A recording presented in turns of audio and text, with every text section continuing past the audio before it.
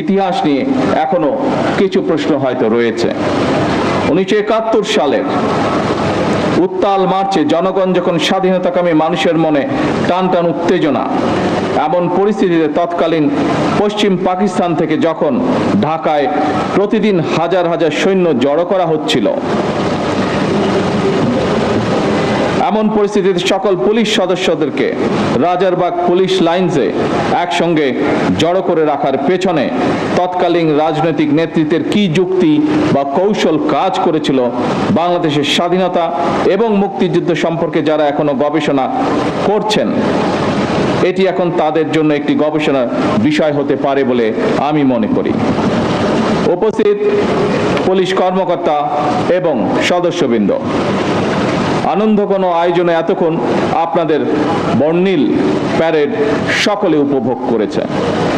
আমার কাছে এটি শুধু একটি আনুষ্ঠানিকতা মনে হয়নি, বরং এটি ছিল পুলিশ সদস্যদের শৃঙ্খলা, আত্মমর্যাদা, দায়িত্ববোধ এবং সুন্দর ভবিষ্যতের দিকে দৃপ্ত পায়ে এগিয়ে চলার অবিচল অঙ্গীকারের বহিঃপ্রকাশ। দীর্ঘ 1.5 দশকেরও বেশি সময় ধরে ফ্যাসিবাদ বিরোধী আন্দোলনের সংগ্রামের ধারাবাহিকতায় 2024 সালে ছাত্র জনতার এক রক্তক্ষয়ী গণ অভ্যুত্থানের পরে দেশের স্বাধীনতা প্রিয় গণতান্ত্রিকামী মানুষের আকাঙ্ক্ষার প্রতিফলন হচ্ছে জনগণের রায় গঠিত বর্তমান সরকার এগিয়ে চলার অবিচল অঙ্গীকারের বহিঃপ্রকাশ।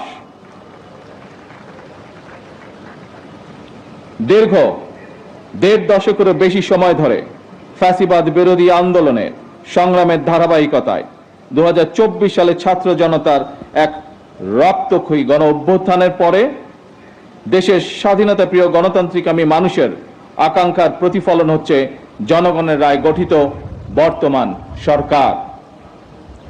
বছরের পর বছর ধরে অসংখ্য হামলা মামলা শিকার, নিপীড়িত নির্যাতিত অধিকারহারা মানুষ বর্তমান গণতান্ত্রিক সরকারের সময় শান্তি এবং নিরাপত্তা চায় জনগণ। দেশের জনগণের শান্তি এবং নিরাপত্তা নিশ্চিত করা আপনাদের কার্যক্রম, অর্থাৎ পুলিশের ভূমিকার উপরেই সবচেয়ে বেশি নির্ভরশীল। আপনারা জনগণের জানমালের নিরাপত্তা নিশ্চিত করতে সাধ্য এবং সামর্থ্যের সবটুকু দিয়ে চেষ্টা করবেন, এটি আপনাদের কাছে বর্তমান সরকারের প্রত্যাশা।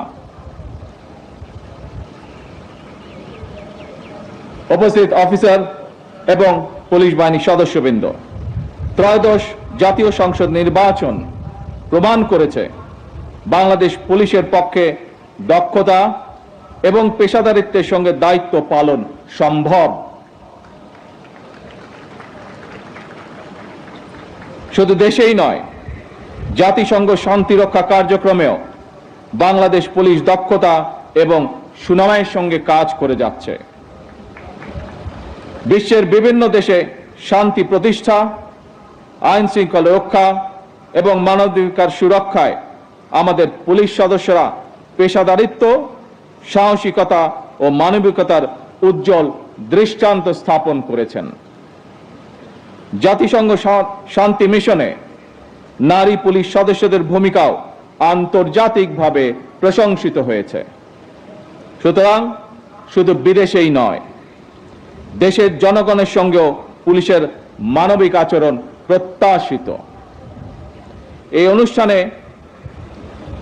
এই পর্বে কিছু সময় পরেই আমি কল্যাণ প্যারেড অনুষ্ঠানে আপনাদের সঙ্গে যোগ দেব। সেই অনুষ্ঠানে সারা দেশের পুলিশ কর্মকর্তা এবং সদস্যগণ অনলাইনে যুক্ত থাকবেন। সেই অনুষ্ঠানেও আপনাদের সঙ্গে আমি আরো কিছু বক্তব্য উপস্থাপন করব। এই প্যারেডে অংশগ্রহণকারী পুলিশ এবং র্যাবের যেসব কর্মকর্তা এবং সদস্যগণ নিজেদের দক্ষতার প্রমাণ রেখেছেন, যারা এমন একটি মনোমুগ্ধকর আয়োজন সুন্দরভাবে সম্পন্ন করেছেন, আপনাদের প্রত্যেককে ধন্যবাদ এবং অভিনন্দন জানাই। বাংলাদেশ পুলিশ সপ্তাহ 2026-এর সার্বিক সাফল্য কামনা করছি। আল্লাহ হাফেজ। বাংলাদেশ জিন্দাবাদ।